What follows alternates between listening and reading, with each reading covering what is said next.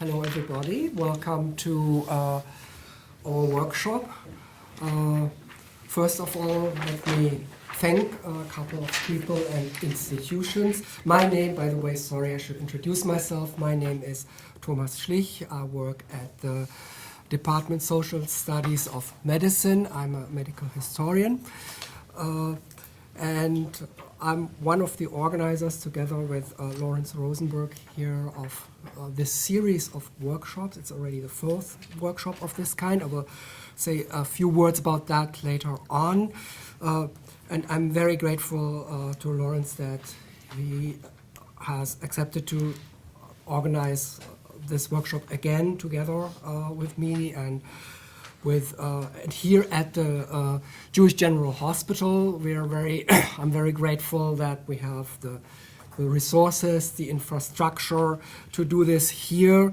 I think it's for us as academics who work in a different part of a town usually, it's nice to come here and to be in contact with practitioners. That's great. It has worked in the past, and I really appreciate that. I thank my own department, Social Studies of Medicine, for a part of the funding. The Faculty of Medicine has also chipped in.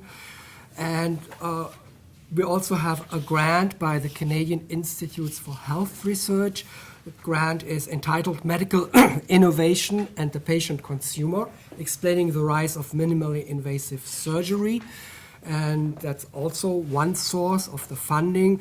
One of the co-PI, Cynthia Tang, will come later. I thought she was here. She will come and participate. Lawrence Rosenberg is a collaborator on the grant, as is Andrea Tone. Rachel Elder works on the grant. So it's also, as you can see from the topic, the grant's title is Medical Innovation and the Patient Consumer. There's a certain thematic overlap. A special thanks goes to Barbara Rainey here in the back for organizing everything in such a competent way. Thank you. Without you, this couldn't happen at all. Now, if you all have a printed program, so it's easy for you to see what comes next. You can see that we have 4 sessions, 2 today, 2 tomorrow, with different talks. The talks are supposed to take about 30 minutes for the presentation, and then we have another 30 minutes for discussions each. We have different discussion chairs. Thank you to the discussion chairs for coming. Thank you for the speakers for coming in. Some of you come from quite far away.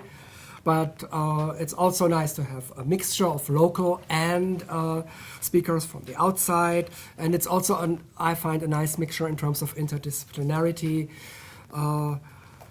So I'm expecting that we have very interesting discussions of that. So back to the program. You will see we have ample breaks. So there will be lots of opportunity to mix and to talk. We have a lunch break. For the lunch break, we have food for you. It will be in the back. As always, you can see the lunch break is from 1 o'clock to 2 o'clock, and tomorrow from 12 to 1 o'clock, but that's all on the program. Tonight, there will be a conference dinner for the speakers and the chair. So the speakers and the chairs are all invited to join us for a workshop dinner at the restaurant Mythos on Park Avenue at 7 o'clock. But we will organize together informally how we get there. But it's important to warn you now, tell you now. So it would be nice if as many speakers and chairs as possible could come. Now, the topic of this whole series of workshops is technical innovation and its impact on the surgical profession. This year we have focused on a particular subtopic, so to speak, That's disintermediation. And disintermediation, since you are here, you might have read the introduction. It's what's happening. It's taking out the middleman. It's happening with the book trade. It's happening with taxis, with Amazon and Uber. And it's happening in medicine in a different way, obviously. And that's why we gave the workshop the title Medicine Without Doctors. So it's also meant to be a little bit provocative, and we will go back in time to see how medicine without doctors was in the past. We go back to the Middle Ages, early modern time, and then move on chronologically to the present. And I hope in the discussion we will also speak about the future. Maybe Lawrence will already be able to address that in his first contribution to as a speaker. Then another thing that is important, we need your feedback to the workshop. Please, everybody, write something about the workshop, how you liked it, or points of criticism, points of praise. Send it to Barbara Rainey. You have her email address. You should all have the email address. Within 2 to 3 weeks after the conference. That would be great, because we also need it for the continuing education registration for next time, and also to learn from our mistakes or from things that we did well. The next step is that I'm passing on the floor to the next chair, Dr. Weiss, please. And now I think technically it's that whoever does the presentation sits here for the camera, right? So I will cede my chair and go back to my other chair and to the next speaker, which is Lawrence. Thank you. So thank you for giving me the privilege of being the chair this morning. So I'm the chair of the Infectious Disease Division, and I've always been very fond of history, and history needs medicine today. And in infectious diseases, it's extremely important because, as you know, infectious diseases probably changed the course of history. If you look at the impact of all these severe infection on the world. But today we're talking about something new, which is the digital age. And I've learned a new word. I mean, disintermediation, and so I think it's an interesting concept. And today we're going to try to focus on how we can integrate this new age of digital age into medicine. I was a little bit scared when I saw the title the first time, and I said, medicine without doctors. I said, maybe I'm going to lose my job. But it's like, taking an airplane without a pilot. At one point you might be a little bit scared. Maybe we'll be flying in drones one day and someone controlling the plane from far away. So, and it could be like this in medicine. One day you will be seen by your doctors, but being controlled from far, far away. And we've destroyed the borders, the traditional borders of medicine.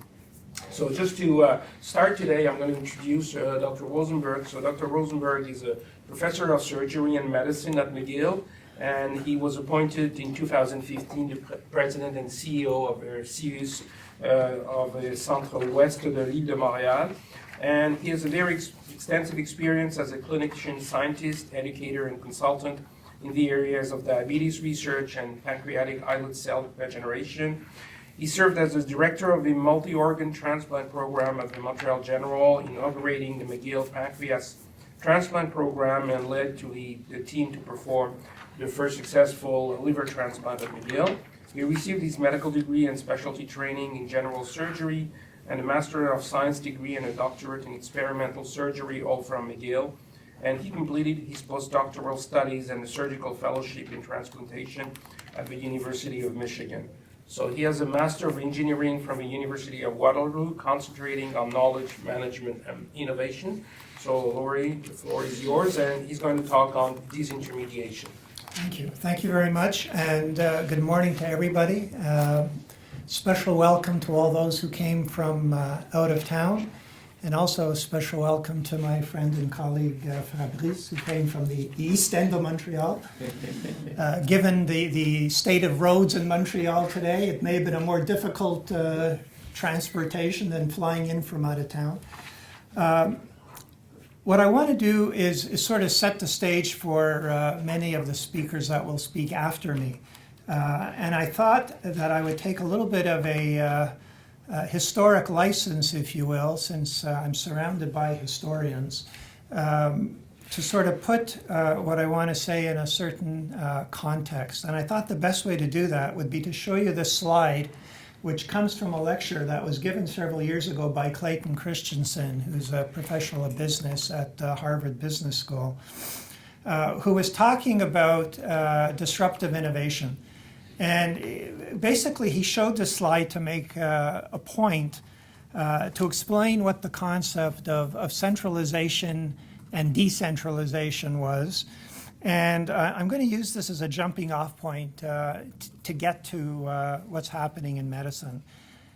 Fundamentally, what this slide shows you is that several decades ago, and some of us will remember this, we used to use slide rules to do complicated calculations. And I remember using a slide rule in my undergraduate physics class at McGill.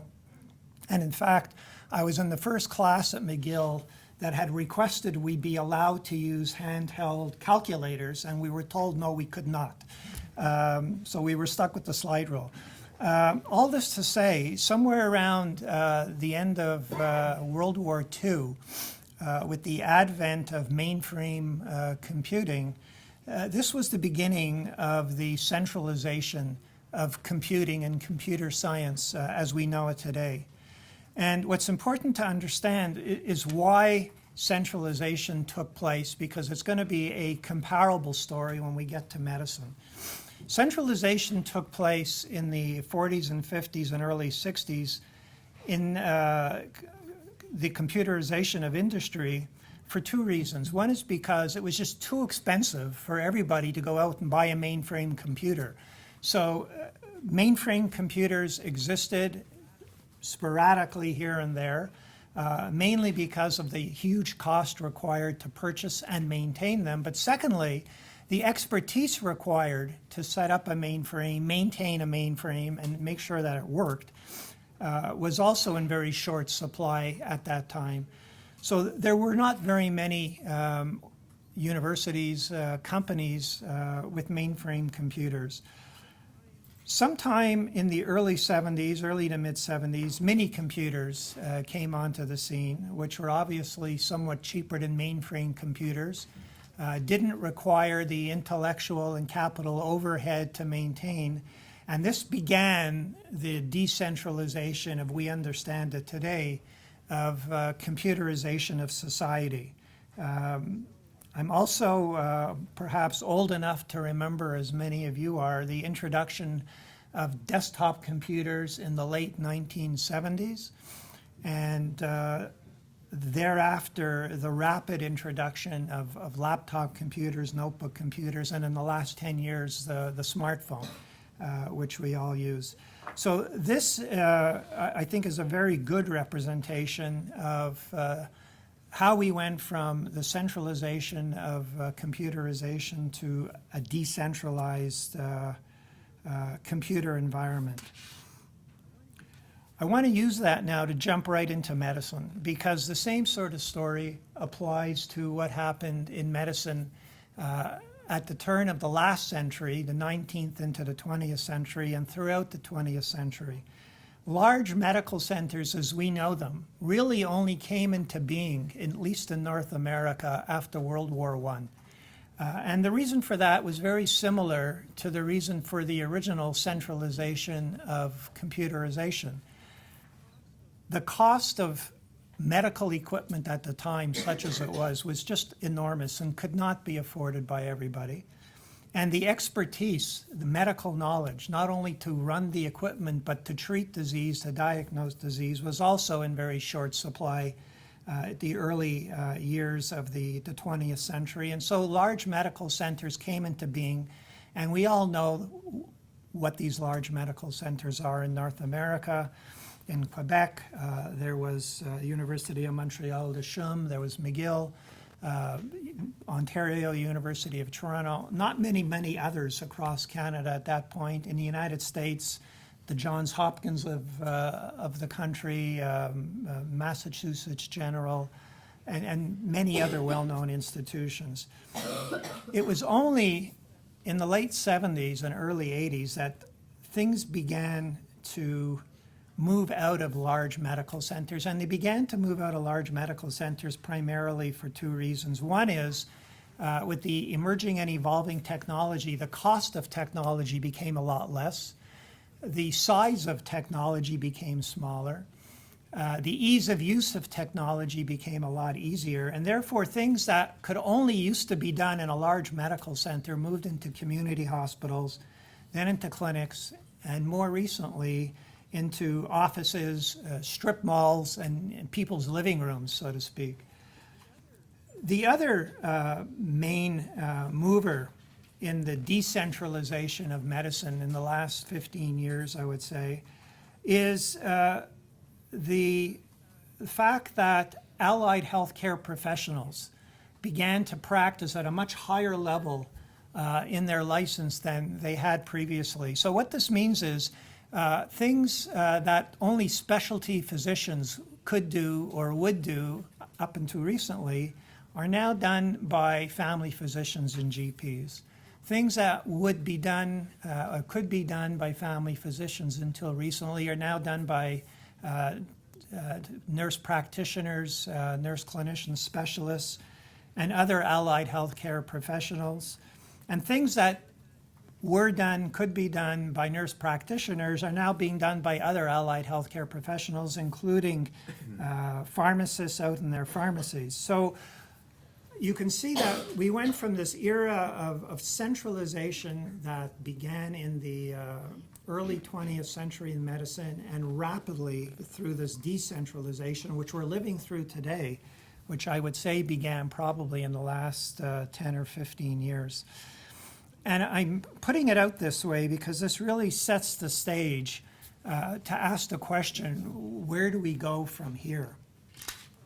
And so what I'm going to show you is a paradigm that I've been thinking about for at least the last year or so, which at least makes sense to me. And I would love to hear your comments after I've presented it. But all this comes back to this notion of the tremendous disruption that we're all living through in healthcare today.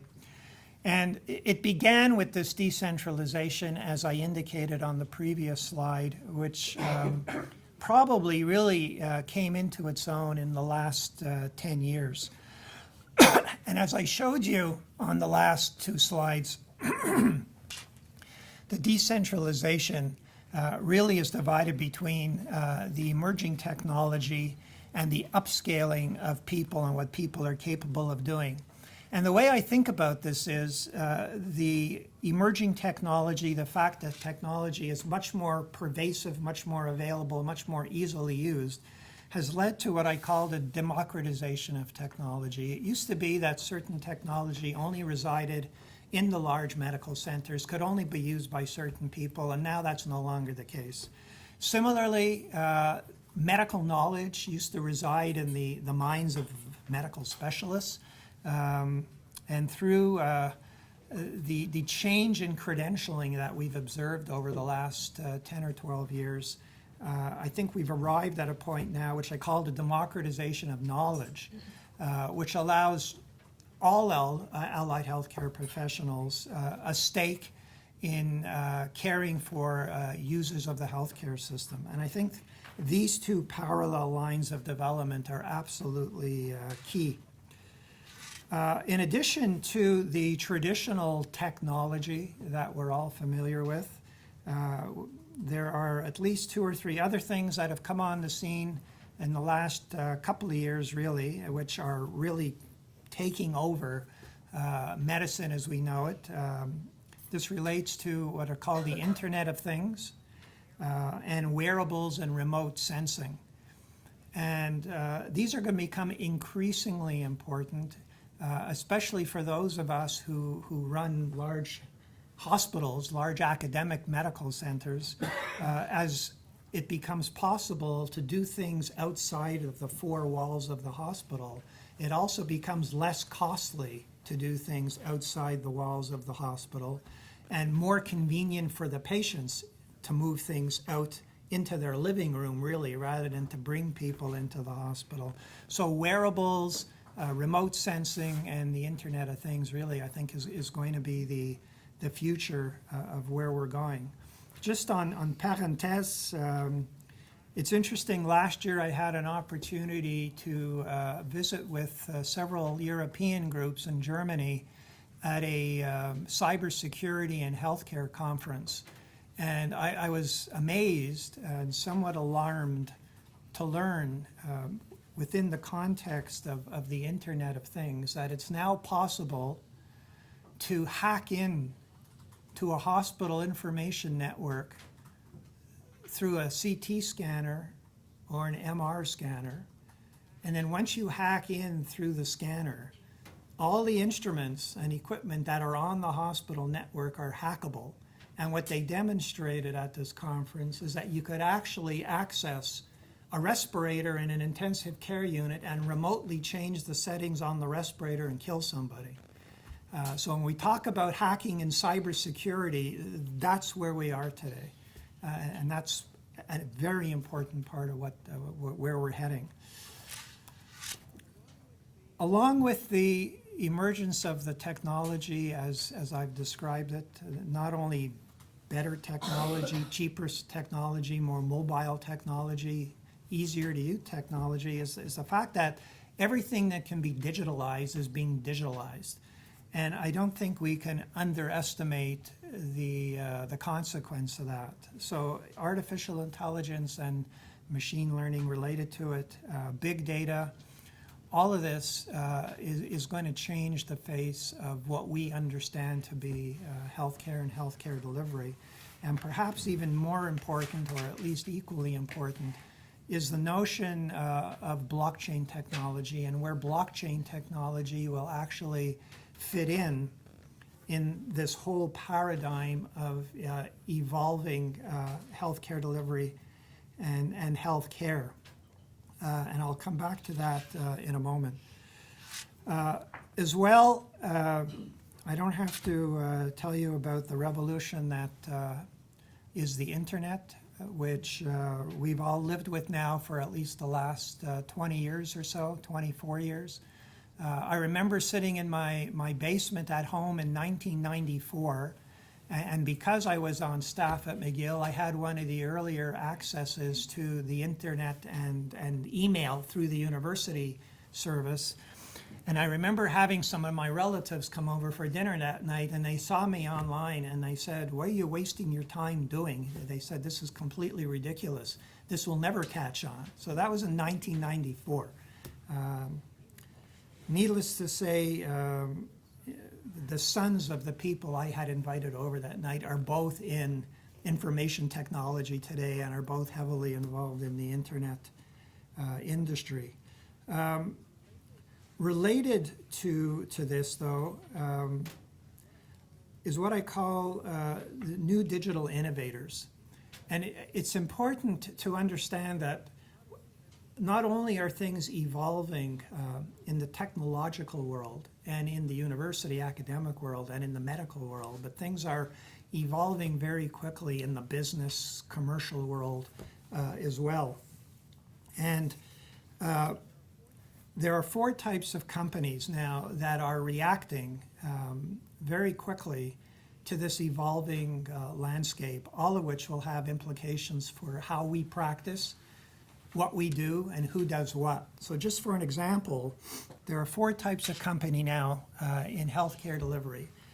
The first one I would characterize as what are called lean innovators, which are companies like generic drug companies, companies that as part of their innovation produce generic drugs very cheaply so that people around the world can benefit from the huge advances being made in pharmacology. You may not consider that to be very innovative, but obviously, at a certain extent, it is. There are another whole host of companies which are called around the patient innovators, and I would point to Novartis as being one of these. These are companies such as large pharmaceutical companies like Roche, like Novartis. And I cite Novartis because of its large oncology practice. And not only are they producing cancer drugs, but they're moving into the oncology solutions business and the oncology services business, providing solutions and services to supplement their drug business. And they're doing this as a pharmaceutical company. They're not doing this as a healthcare institution. It's very interesting. The third group of companies are called value innovators. And the company I would point to there is Medtronic, which is probably one of the most recognized, one of the largest medical instrument companies in the world. And I emphasize that it's a medical instrument company. But if you talk to the senior executives of Medtronic today, they won't tell you they're a medical instrument company. What they will tell you is that they're a medical services company. And this was really brought home to me last summer when I visited the head office of Medtronic in Minneapolis. And during a coffee break, I walked out to go to the washroom, and I had to walk through this very large room, which was maybe 50 times larger than this room, filled with small cubicles, each cubicle with a computer workstation staffed by an individual. And the person that was escorting me saw me looking around somewhat confused, and I said, "What is all this?" And they said that this is our call center. And they said each one of the people sitting there are actually nurse practitioners. And I said, "What are you talking about? You're a medical equipment business." And they said, "No, you don't understand. We're a medical services business." And in fact, they provide medical service to 6 million VA patients in the United States. Medtronic has the VA contract in the United States for telehealth, remote monitoring, and telehealth care as a medical instrument company, not as a healthcare delivery company. Very, very important thing to understand. And then finally, the last group of companies, I have this down at the bottom of the slide, is new digital innovators. And this is key, are companies like Apple, Amazon, and Google, who ostensibly have nothing to do with healthcare delivery, but in fact have everything to do with healthcare delivery. And increasingly, this is going to be the case. The one thing I didn't point out when I mentioned the blockchain, which you see on the left side of the slide, is the box at the bottom left, which says devolution of control.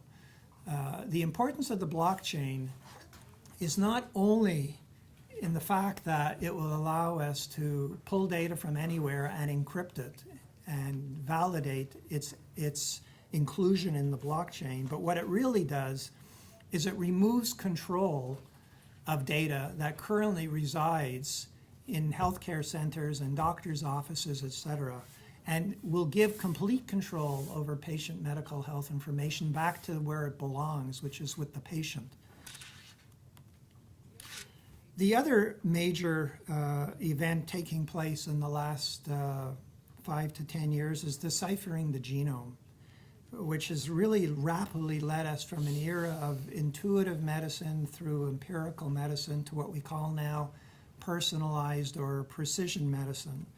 And this too is going to lead to the democratization of knowledge as individual genomes become deciphered and sequenced and the property of the patients to whom those genomes belong.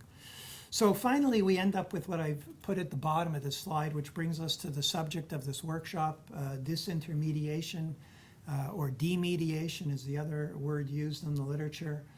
And all of these things, I think you can tell from what I've said, are leading us to the point where the original stakeholders of the system, which were academic healthcare centers, specialist physicians, and in many areas the government, are slowly going to be removed from the system. That doesn't mean that they're going to be thrown out of the system. It means that their role in the system is going to have to be reimagined, reconfigured, rethought. Because when companies like Apple and Google and Amazon come in, and they're coming in very, very quickly, the government doesn't control those companies. And although the government, at least in this country, controls doctors, in the setting of everything you see on this slide, you really have to start thinking about what is the role of doctors going to be going forward, where is the control going to come from, and how are the traditional stakeholders of the system going to respond, react, and act in this rapidly unfolding new world. I don't think there's anything speculative with respect to what I put on this slide. I think it's all real. I think it's all happening, and I would be thrilled to hear what people around the table have to say in response to this. So thank you very much for your attention, and again, thank you very much for participating today.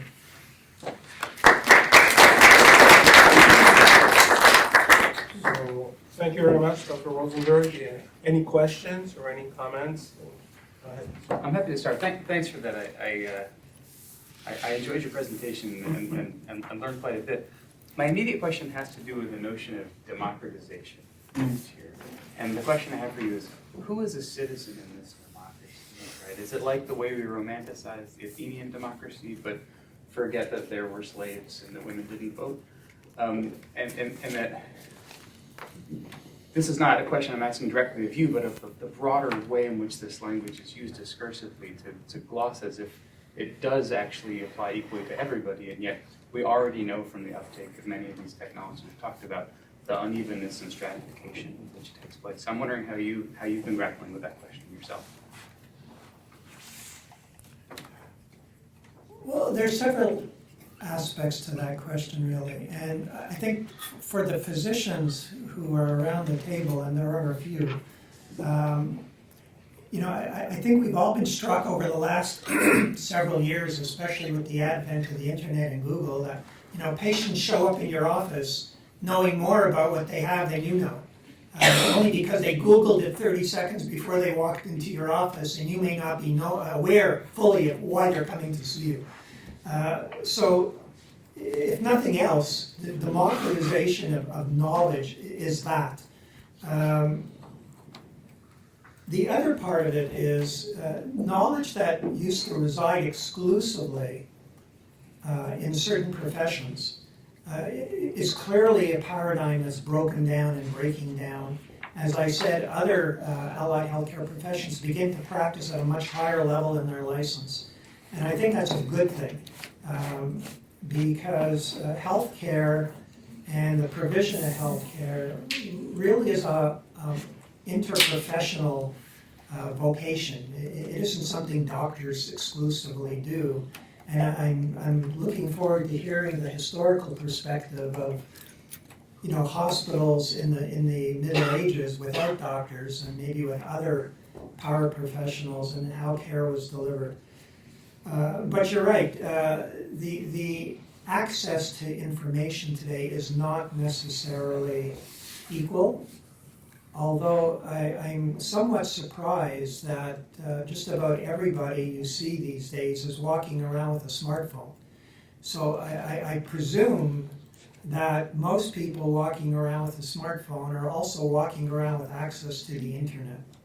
And then the question becomes, just because you have access to a world of information, do you know how to access it? Do you know what it means, and do you know what to do with it? Which is the other part of existing in a responsible democracy, right? Just because you can vote, does that mean we should give the vote to everybody? It's a rhetorical question. I don't know if that answers your question, but at least it's a beginning. No, it's a question that's impossible to answer quickly. But I put it out partly because I find that You know, in your talk, I admired how you both engaged with the enthusiasm, right, and also anxieties and real fears that this brings on, not just for physicians or academic medical centers as self-centered stakeholders, but as a question of to what extent is the glossy positive language that will always be coming out of Silicon Valley to be accepted at face value, right? And so this is one of those terms, democratization of knowledge, which you can understand how it resonates so well in Silicon Valley. And then the question is, who, like, from what perspective should we question that and ask, well, is this the right political metaphor? Or is this actually not necessarily an even democracy, but is there a different description of the kind of politics that this will bring about? To me, the answer is found to some degree in Amartya Sen's writings, in which he described democracy, its relationship to education, its relationship to justice, its relationship to a myriad of things. But clearly, my perception is that in the West, it's conceived as a opportunity for all, but just opportunity, not necessarily a guarantee. But there are differences. Canada versus the US in terms of healthcare, you're well aware of, everybody's well aware of the differences. So what healthcare democracy means in Canada certainly is not even close to what it means in the US. So I think for us, when we talk about democratization of healthcare, it's a little bit different here. The other problem that I have with the notion has to do that there were always healers. Before people got MD degrees or DO degrees, there was always a healer, well described by Magno and others. So are we just changing the physician to an IT expert or to a technological expert? Are we just doing kind of a switch in the discussion? That's one of the questions that I'm wondering about. But I think the democratization question is right on. Comments, question? Maybe I would like to raise two things, and you raised the first one initially with the mainframe computer to a smartphone, which is miniaturization. Everything is being miniaturized right now. If you look, for example, at laboratory tests, it used to be a big machine or something, and more we will see people being able to have their own tests and their own labs, up to a certain point in their house. And so this is one thing, and it's the same thing probably for radiology. The first MRI was gigantic, and now we're getting smaller and smaller MRI. And the other thing is, so we can, I don't know what you think about the impact of miniaturization in the world of medicine. And the other thing is education of professional. If I looked at the medical education of medical students today, it hasn't changed that much from what we had 20 years ago, 30 years ago, 40 years ago. I suppose it's the same thing for nurses and pharmacists. They're still learning more or less the same thing. And yet there might be a discrepancy between the way they're learning things and what's coming in the future. So I don't know how we can probably, change the way we teach medicine or nursing or pharmacy to the future generation of people who will be faced more and more with, digitalization, miniaturization, and also distant knowledge. Today, especially in certain specialty, like radiology, for example, you can have your MRI being done at one place, but it can be read thousands of kilometers away. And with robotics, you will even have interventional radiology, being done thousands of kilometers away with like someone controlling some machine or device, and so things will change in the future. What would be your thoughts on this? No, I agree. I think when I say digitalization of everything, I include the miniaturization of everything. But it's more important than that, because as things get smaller and cheaper, they also become part of this Internet of Things world. And what that means is you can be a patient, a citizen, if you will, sitting in your living room and not doing anything, because there are already instruments available that aren't wearables. Like, you don't have to wear an Apple Watch, which I don't, to have your vital signs measured. There are devices that will just sit there on your coffee table and collect your vital signs send them off to some AI somewhere that will do an interpretation and send the analysis either back to you and tell you that you got a problem, or send it to your physician's office to tell him you've got a problem. And I think that's where we're going. And it's not 10 years in the future, it's today. I mean, we demoed some of this equipment here in the hospital over the last couple of months. It's FDA approved, it works. And it's the type of instrumentation that could change how we provide care, for example, in our CSSLD, or long-term care facilities, where we don't have enough physician coverage, and we may not even have enough nursing coverage 24/7. So to have a device that can sit in a patient's room and collect vital signs data and other things would be a huge change of paradigm and improve the quality of care tremendously in ways we could never even think of 2, 3, 4 years ago. And I think that's where we're going. So, could I make a comment? So, I don't disagree with you, and I think it's going to happen. It's the same thing that happened with the glucose meters, which is like common. The same thing happened, I think it was 15 years ago, pregnancy tests. All of these things happened. And they did actually make a huge and positive impact. The problem for me is actually a moral and ethical one. So I actually believe this is all happening. I believe it is going to happen. And I think what I really worry about is how you actually control that. So let's go back to genetic testing for HIV. So when I actually was coming to this country, I had to be checked for HIV. It was in 1990 I came here, because that was part of the workup of, you had to have your x-ray for TB and all of this usual stuff. As soon as I came here and I wanted to get insurance, they didn't ask you were you HIV positive. They asked you were you ever tested for HIV, because that put you into a high-risk category, because most people who were tested for HIV.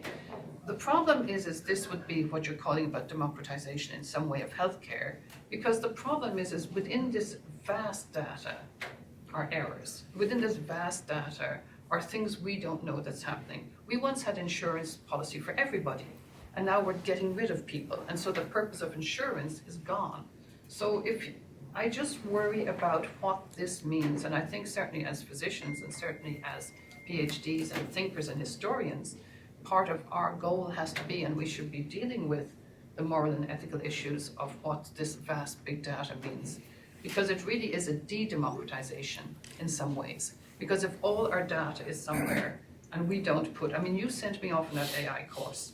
And the one thing that actually to this day has stuck with me is the guy who's writing the programs is the guy who's determining the future. And this guy in Silicon Valley, who we're going to assume is moral, but actually isn't, because his main goal is to write an algorithm. And I remember the one topic that really impressed me was you're doing a self-driving car. And so the guy who writes the algorithm, what does the car do when it comes to a car coming towards him? So you as an individual will either crash and save the people, the utilitarian thing, or you will actually avoid it. But the guy who's done the self-driving car will actually write that algorithm. So in the States, most people want the other person to die. In Europe, most people are happy that maybe you will die if, in actual fact, you save things. So there is a real problem with those algorithms. There's a real problem with these things that are coming up. And I think we, at some stage, not necessarily today, but we do need to address the ethics, because it is happening. There is no way we're stopping it. It is going to go forward. We all have patients coming to see us with whatever they've picked up, often erroneous, on the internet. And in actual fact, I do think maybe, as I said, maybe not today, but maybe the next time we should be dealing with some of the ethics and moral issues of what this big data and big data collection actually means. Question? Yes? Thank you for your presentation. I've been struggling with what disintermediation means, and this helps me put it into perspective. I think I might disagree with the idea that deciphering the genome will lead to a democracy, more democratization. I've been studying the precision medicine, and I think that a lot of precision medicine and personalized medicine is actually a form of marketing. It's coming from the companies that are producing these tests and the drugs associated with them. And they haven't really translated into what the promise was meant to be. So I want to trouble that a little bit. And I also want to bring in the fact that the technology is central here in the description, but where the technology is coming from isn't really present. So I want to ask you if you've thought about that and the fact that we keep talking about Silicon Valley, which is in a way producing some of these technologies in other places. It's more driven by the commercial market than I think it ever has been. So what does that mean for the kinds of technologies that are being produced, and what does it mean for the democratization? If that is, as you ended your presentation, where is the control going to come from? Where, that kind of influences my perspective on the control. I think thank you very much. I think those were very insightful comments, but I think the notion that I'm trying to put across here is that ultimately there won't be control. And I think that's one of the things that Dr. McNamara is a little concerned about, is that there won't be any control. Because I think as anybody can have access to any information and have access to any technology at minimal or no cost, which is where this is going, there won't be control, but which is why I specifically singled out the government at the bottom of the slide, because it's getting to a point very quickly where governments will have very little ability to control what's going on, and we can have a whole discussion about whether that's good or that's not good, and depending on what jurisdiction you come from, you may have a different view of that. But I think it's clear that if you look back 20 years, things were a lot more centralized and a lot more in the hands of fewer people than it is today. And whether it's companies that are pushing things to make an extra dollar or not, and I think that's probably true to a large extent, I think the momentum is still in this direction. And we could argue whether or not having something driven by a commercial interest is better or worse than having something driven by a political government interest. And I think that would be an interesting conversation to have, because at least for those of us who are in the Canadian healthcare system, and in particular in the Quebec healthcare system, once the government runs healthcare, it becomes politicized. And once something becomes politicized, it's no longer rational in how you apply it. So to give you one very concrete example, which I know my friend here can identify with, and we're entering into a conversation with our Ministry of Health now about this, minimally invasive surgery, which was the topic of the first workshop that we took up several years ago, I don't think anybody would argue with the relevance, the pertinence, the importance of minimally invasive surgery. It's probably the most important medical advance of the last 100 years. Every time we do a minimally invasive procedure here in this hospital, we lose money because the government does not reimburse us the full cost of a minimally invasive procedure, because they're still reimbursing us the cost of the old open procedure from 15, 20 years ago. And there's a difference of $400 to $1,000 per case. That's what happens when the government controls healthcare and makes it a political issue, because then they've got to play off putting money into healthcare versus putting money into filling potholes or building bridges or whatever. So whether that's better or worse than having companies push a healthcare agenda, I don't know. But I would tend to perhaps side with the companies at this point. Yes, go ahead. Following up on some of the, and thank you, it's a great presentation, but following up on some of the questions in particular about where power resides within healthcare, at the bottom of your slide you have doctors and government, which I still think, even with, if we want to call it the democratization of knowledge or more power to the people, I still think much of the power in healthcare in terms of what gets funded to become miniaturized and more accessible, in terms of who writes prescriptions for drugs and medical equipment, in terms of what's deemed safe for the patient and what isn't, is still controlled largely by doctors and government. Do you see that changing in the last 20 years? Do you see it changing in the future? Where do you see this playing out in terms of who controls the power of healthcare? I do see it changing. I see it changing in particular with respect to physicians. And I've lived through it, as has my colleague beside me, over the last 4 or 5 years, or actually perhaps not Dr. Brunet, because he runs a large medical center. He wasn't thrown into this new network of institutions that the Quebec government created 4 years ago. But just in the last 4 years, given the mandate with these new networks have been given to create continuums of care that are very transversal and interprofessional, I think the role of physicians in those networks has been, I wouldn't say diminished, but certainly become more of a shared vocation compared to the way things were before 4 or 5 years ago. I think that's clear. With respect to the government involvement, I would predict going forward, given the advent of the commercialization of healthcare, and I don't know if commercialization is the right word, I would predict that governments will have a lot less to say about things once patients actually get access to and ownership of their own personal medical information. And I think that's why the blockchain is ultimately going to be so important. And coming back to what Dr. McNamara indicated, one of the important things about the blockchain will be you can validate the data that goes in. So you're not at somebody's whim putting in questionable data. The real benefit, one of the real benefits of the blockchain is that whatever goes in there is validated. I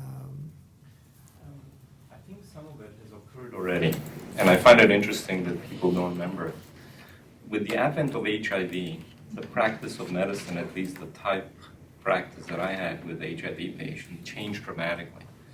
From the doctor telling patient what to do, to the patient not only coming to the office with information, requesting further details, further explanations, but to actually control the trials that were taking place. I don't know if you remember, but in the old days, the trials were test drug A versus placebo or drug A versus drug B without an opportunity to be in a non-blinded arm. Even that changed.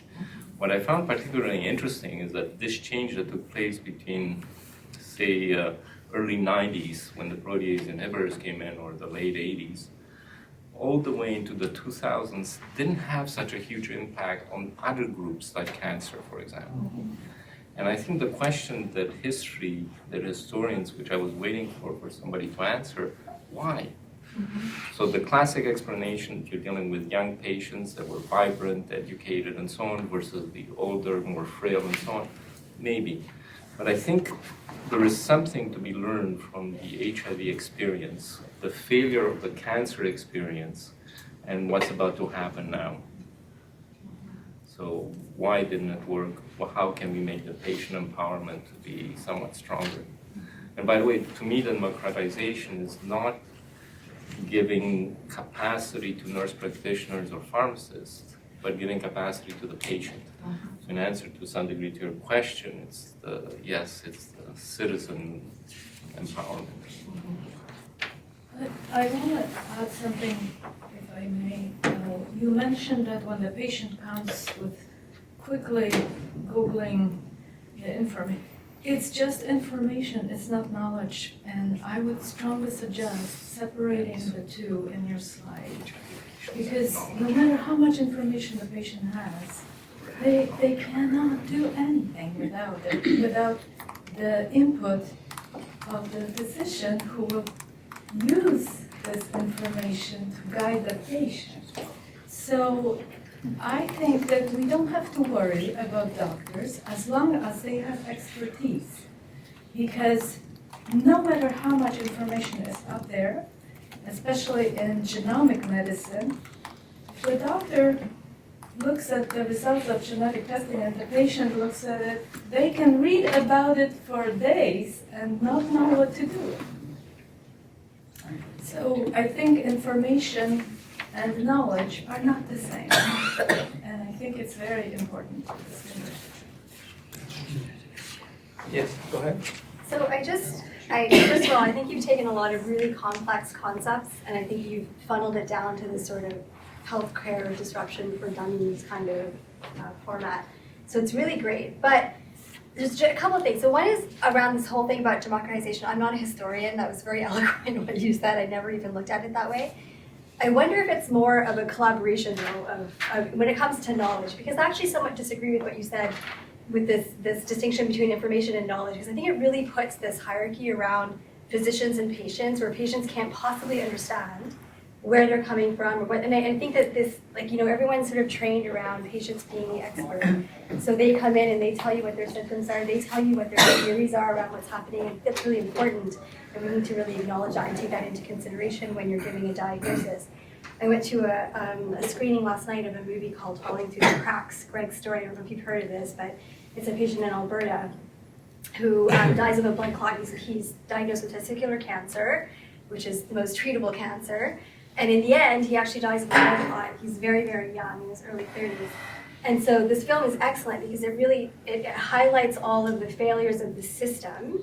And it's the point of the film is to figure out how we can improve these different areas. And these are themes that come across all of Canada, that, you know, these are where the healthcare system tends to fail our patients. And that was a big thing that came out of, there was a lot of general public there, and they were saying that, you know, we're not listened to as patients. And this comes out as a big theme in the film. So I just want to sort of put that out there. And I think that it's more of a collaboration between patients and physicians, and that's, to me, is where the democratization actually comes from. I would say that a couple of points on the figure itself is that this idea of precision medicine of being leading to democratization of knowledge, I don't know if I necessarily see that, only because when we talk about deciphering the genome, I think experts even can't really decipher the genome. I don't know if we know enough yet to have that be something that comes into democratization of knowledge. And also the wearables and remote sensing, I think that actually feeds more into this democratization of knowledge, in my viewpoint anyway, that if you have an Apple Watch or anything where you can look at your own vitals or glucose monitoring, things like this, that you are then put into control of your healthcare data and what's happening, and monitoring and managing your condition. So I'm wondering if that should actually be on the other side. And the last point I want to make is this technology and people. I think there's a real connection between these two in the general overarching concept of decentralization. So in the graph, it sort of feels like it's a bit disconnected, where I think everything sort of has these interconnections between them.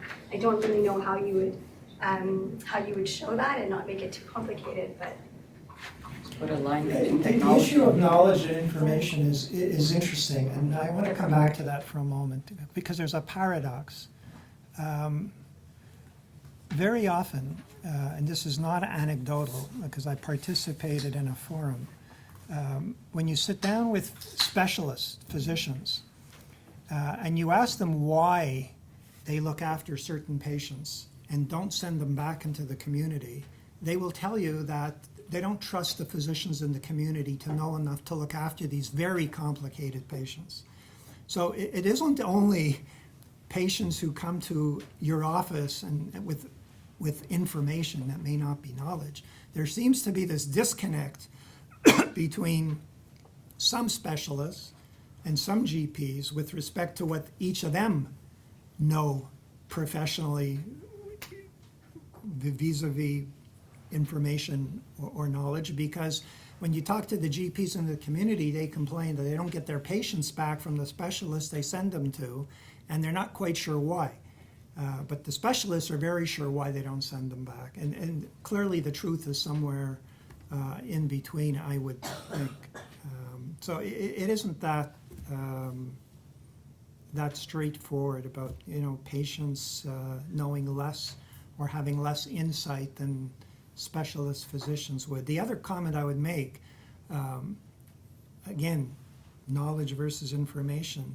The largest waste in the healthcare system, which actually has been calculated for the US to be somewhere in the range of several $100 billion, is based on a lack of standardization of care attributed to huge care variation. If knowledge was so important, you would think that the degree of care variation and the waste that it contributes to would be a lot less than it is. And therefore, I think that AI is going to have a very important role to play going forward in standardization of care, in reducing care variation, in reducing medical waste, and by doing all of that, by improving the efficiency of the system. So I think there is a difference between knowledge and information. I think that distinction may be less important going forward as it may have been in the past. Yes. You wanted to go first? First, I think it's a fantastic discussion today. And thank you, Laurie, to invite me. We have the same discussion at the SHUM today and throughout the network, the international network we have developed during the last 10 years, academic hospitals throughout the world. Until the changes that artificial intelligence have introduced, I would say that all the things that have been displayed here during the presentation will just improve what we were doing, or should have improved what we are doing, because it was just enhancing our intelligence and helping us with new technology to better understand the needs of the patient and enrich the knowledge. However, now AI is able to transform the system and maybe to replace us, which is the first time not in the medieval, because we'll see that it was different before. But I mean for the modern medicine is the first time that the medical doctors will be challenged by something else. And I say something, not the other professionals, because we are an interprofessional practice today. And I think that it's not anymore the time to talk about the place of each of us in this interprofessional practice. But the real thing today, and this is what we are working on now, on the level of this international network, is will we be replaced? And for that, there are two things. What will be the behavior of the customers, I mean the population, but also the government, facing with artificial intelligence and the capacity of artificial intelligence to change the way we are working. The second is we have now a very strong, or I would say huge, competition with the GAFAM in the States and with the BATX on the other side in China. And Europe and Canada are not well developed in terms of artificial intelligence, big companies. I'm not saying that we don't have the brains here, but we don't have the big companies. And one of the things we are working again at the SHUM is to help to develop a strong economic tissue to help us to change the way we are working. Because it's not it will come, it's already here. When you look at Google Health or Google Doc, they are better than us in diagnosis and treating a cancer today.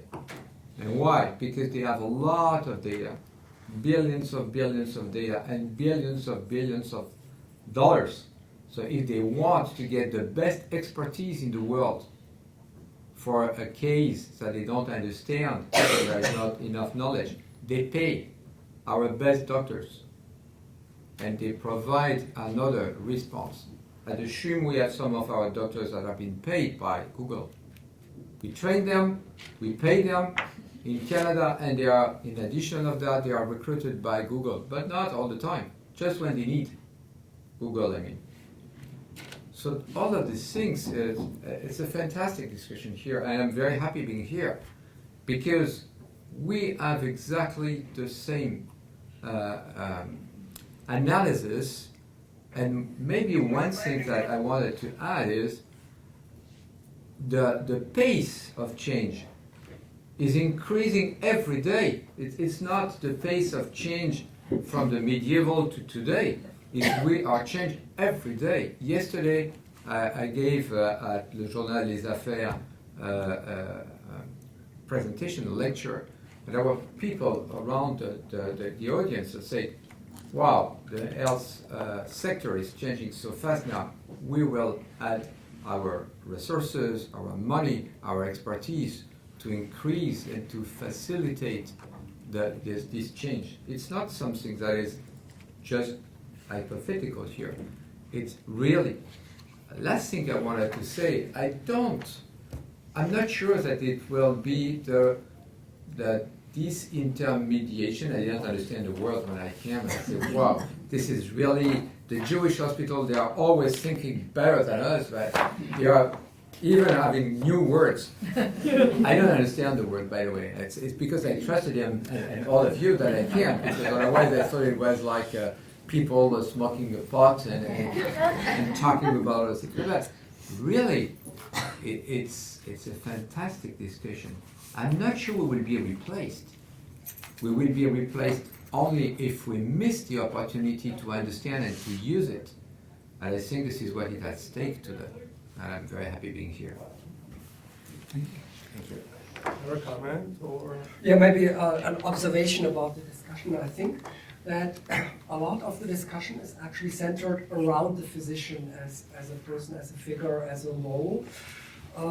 And the physician can have different functions, different roles that are being discussed separately, but we might want to refer back to that, to what we take as a given, and that is that the physician has not only the function of expertise in the healthcare system, but also of control, of controlling what's being done, as opposed to, for example, the patient or companies, and also as a moral instance. So a lot of the fears, but also the hopes about the change actually refer to the role of the physician more than we've maybe expressed it in the discussion. So one thing we could do in the continuation of the discussion is also to think what is that figure of the physician? What do we project into it? And what is the specific role of the physician as opposed to the patient, as opposed to the programmer or the companies or even other healthcare professions? And what is at stake in changing the role of the physician? Just as an observation of what I think has been going on in the discussion. And another point is you asked the question about HIV/AIDS patients versus cancer patients and clinical trials, and you asked the historians in the room. There are maybe some historians who would give you a better answer, but from the way I understood it, from what historians have looked at, it has mainly to do with the kind of patients that you have in HIV/AIDS versus cancer, and also the kind of problems. So a long-term chronic disease of a group of patients who are already well organized versus a disease that's kind of unpredicted. You suddenly find yourself with a diagnosis, cancer, and you don't have the time to organize yourself. And especially since it's not a specific cultural, sociological group of patients, that would be a short answer from the historians. We can discuss it. Yeah. Another time. So we will switch to the next talk. So I would like to thank Dr. Rosenberg for his eloquent and excellent talk. And, I think raise